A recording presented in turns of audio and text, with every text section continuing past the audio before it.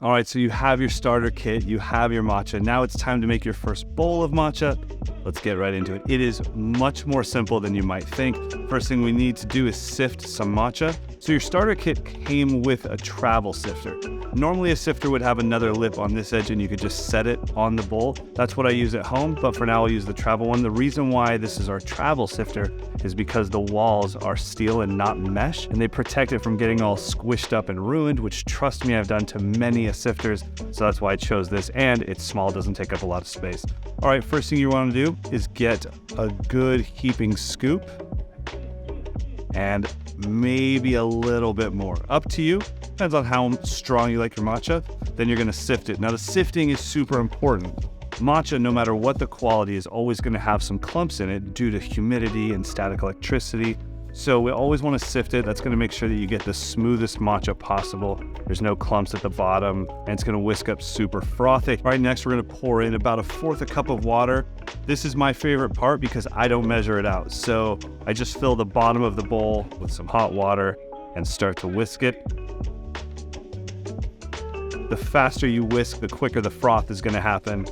And you'll know what the froth is. You'll see it, you'll go, oh, that looks good. Another thing to take note of is the temperature of the water. You do not want the water hotter than 160 degrees.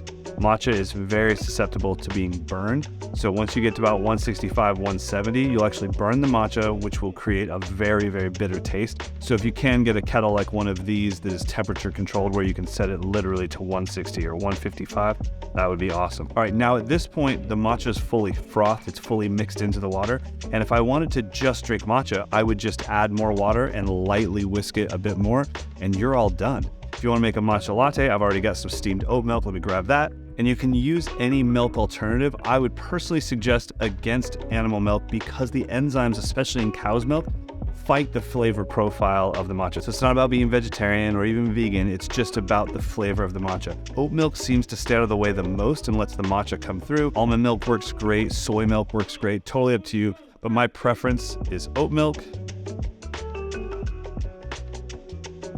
And then boom, you've got an amazing matcha latte ready to start your day or ready to kickstart the middle of your day.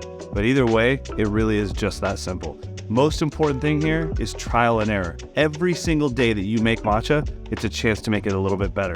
That's why I don't measure the water. That's why I don't measure the milk. That's why I don't measure the honey if I use honey or agave syrup to sweeten it. Because every day I'm chasing this idea of making the best matcha I've ever made in my entire life.